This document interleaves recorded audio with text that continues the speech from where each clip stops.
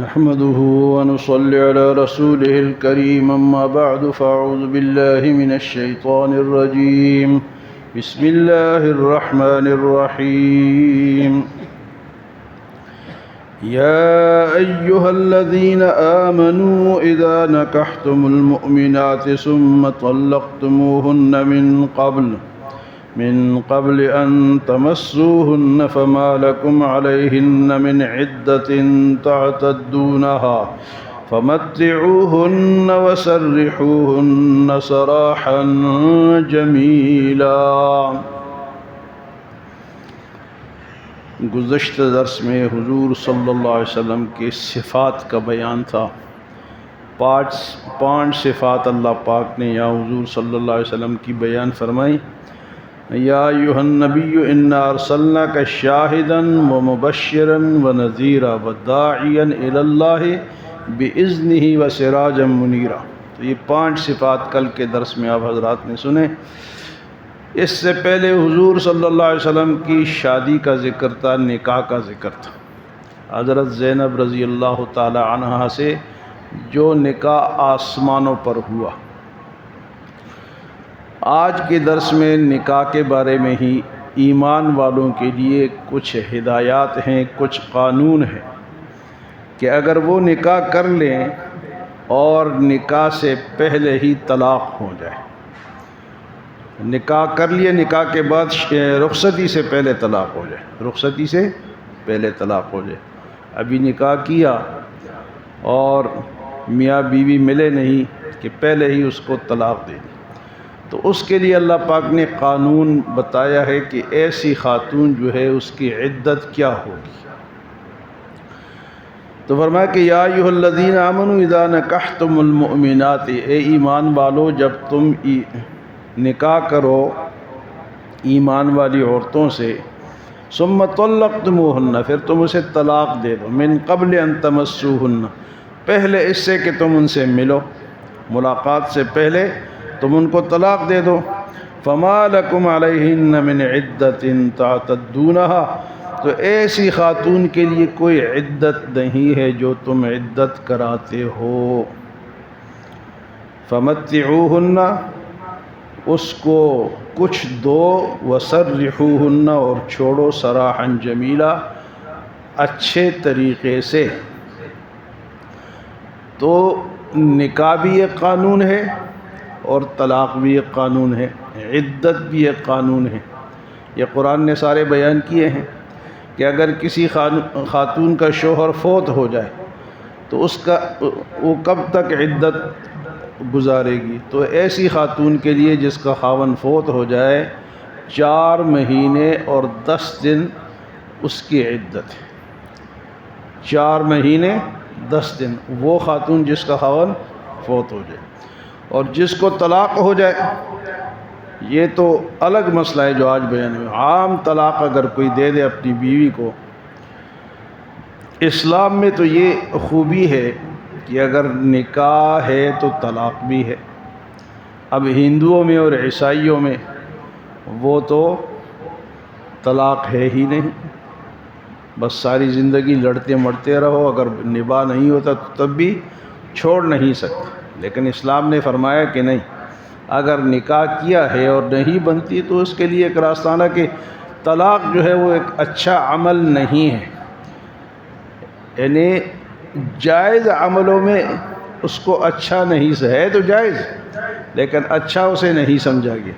لیکن اگر بالکل نباہ نہیں ہوتا تو کوئی راستہ تو ہوگا، تو وہ راستہ جو ہے وہ پھر طلاق ہے۔ تو اگر طلاق ہو جائے تو ایسی خاتون کی عدت جو ہے وہ 3 حیض ہیں، جس کو 3 مہینے بھی کہتے ہیں۔ 3 حیض جو کہ عورتوں کے جو ماہواری ہوتی ہے وہ 3 گزر جائیں تو اس کے بعد وہ آگے نکاح کر سکتی ہے، اور جس کا شوہر فوت ہو جائے وہ 4 مہینے 10 دن کے بعد نکاح کر سکتی ہے، اس سے پہلے نہیں کر سکتی۔ اور اسی طرح یہ جو آج کا قانون ہے، فرمایا کہ ایسا نکاح ہو تو کیا، لیکن ابھی رخصتی نہیں ہوئی کہ پہلے ہی طلاق دے دی، تو ایسی خواتین کے لیے عدت گزارنا ضروری نہیں ہے، وہ فوراً دوسرا نکاح کر سکتی ہے۔ تو شریعت میں تو یہ ہے، لیکن پاکستانی قانون میں کچھ اور ہے۔ پاکستانی قانون میں تو کہتا ہے کہ 90 دن گزریں گے تو یہ دونوں الگ ہوں گے۔ ہاں جی، اب اگر ایک خاتون کو طلاق یا اس کا شوہر فوت ہو جائے اور وہ حاملہ ہو، تو حاملہ کے لیے جو عدت ہے وہ ہے بچے کی پیدائش۔ کیا ہے جی؟ اب بچہ 2 دنوں کے بعد پیدا ہو جائے، 10 دنوں کے بعد پیدا ہو جائے، مہینے کے بعد یا 9 مہینے کے بعد، تو حاملہ کے لیے جو عدت ہے وہ کتنی ہے جی؟ پیدائش۔ اور اگر وہ حاملہ نہیں ہے تو 3 حیض ہیں، اور اگر اس کا شوہر فوت ہو گیا تو اس کی عدت کتنی ہے جی؟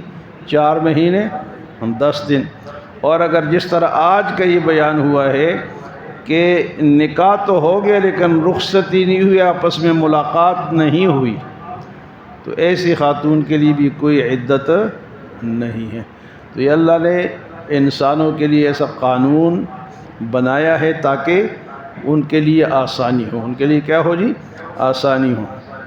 ایک اور بھی طریقہ ہے، اس کو خلا کہتے ہیں، کہ اگر نباہ نہیں ہوتا تو خلا، اس کو رہنے دے جی، علماء اس کو رہنے دے۔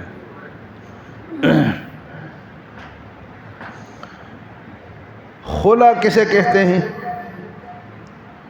خلا اگر میاں بیوی کی نہیں بن رہی ہے، خاوند طلاق نہیں دیتا اور بیوی نہیں رہنا چاہتی، تو وہ کیا کرے؟ وہ عدالت سے خلا لے۔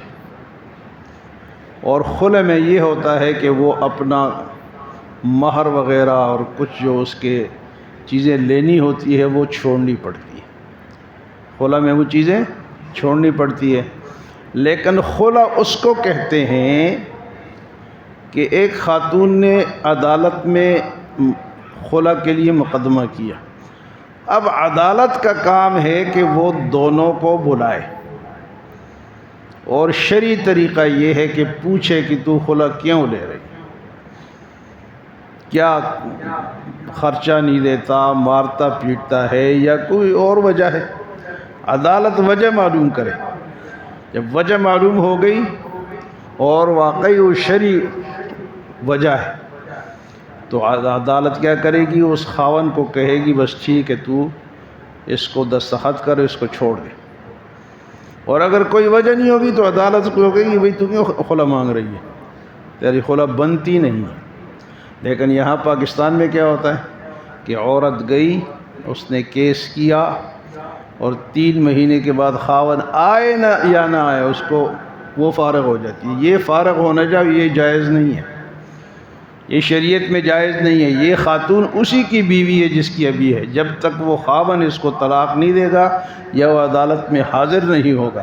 یہ یہاں پاکستان میں روزانہ یہ خلع ہو رہے ہیں اور سارے غیر شرعی ہو رہے ہیں، اور ان خواتین کا آگے جو نکاح ہوتا ہے اس خلع کے بیس پہ ہوتا ہے، اور یہ نکاح آگے جائز نہیں ہے۔ یہ اس کا ابھی آزاد ہی نہیں ہوئی تھی، یہ جج کی بیوی تو نہیں ہے۔ بیوی کس کی ہے؟ جج کی تو نہیں ہے کہ جج نے اس کا تو جا آزاد ہے۔ تو خاوند اس کو اجازت دے گا یا وہ طلاق دے گا، یا خاوند کو بلایا جائے گا، اس زبردستی ہو یا رضامندی سے اس سے لکھایا جائے گا کہ بھئی یہ تیرے ساتھ خوش نہیں ہے، تیرے اندر یہ خامی ہے، اس کو چھوڑ یا دستخط کر، پھر تو وہ جائز ہے۔ لیکن خاوند کو پتہ ہی نہیں ہے، خلع ہو رہی ہے اور جا کے آگے شادی ہو رہی ہے اور یہ ساری بدکاری چل رہی ہے، یہ خلع جو ہے یہ جائز عدالتوں میں روزانہ ہو رہا ہے، روزانہ ہو رہا ہے۔ پاکستانی قانون ہے بھئی، جب اگر تو عدالت ہے تو عدالت کے پاس پاور ہے نا، جا کے خاوند کو پکڑ کے پولیس کے ذریعے اس کو لے کر آئے نا، کیوں نہیں لے کر آتی؟ ایک تو اگر خاوند نہیں آتا تو پولیس کے ذریعے سے لایا جائے، لیکن یہاں تو خاوند بیچارے کو پتہ ہی نہیں ہوتا، ادھر سے خلع ہو گئی۔ یہ خلع جائز، یہ خاتون اس پہلے خاوند کی بیوی ہے، اور جب تک وہ اس کو چھوڑے گا نہیں یہ آگے شادی نہیں کر سکتی۔ تو یہ قانون سارا قرآن میں بیان ہے۔ تو یہ عدت کے مختلف طریقے ہیں۔ آج کی عدت جو اس آیت میں بیان ہوئی ہے وہ ان خواتین کے لیے ہے کہ جن کا نکاح ہو جائے، رخصتی نہ ہو، آپس میں ملاقات نہ ہو، تو ایسی خواتین کے لیے بھی عدت 3 مہینے نہیں ہے یا 4 مہینے، کچھ بھی، یہ اس طلاق کے بعد فوراً شادی کر سکتی ہے۔ اور اگر خاوند فوت ہو جائے اور حمل ہے تو جب تک بچہ پیدا نہیں ہوتا وہ شادی، اور بچہ 10 دنوں میں پیدا ہو، 15 میں ہو، مہینے میں، یا زیادہ لمبا عرصہ لگے، جس دن بچہ پیدا ہوگا وہ پھر آزاد ہو جائے گی۔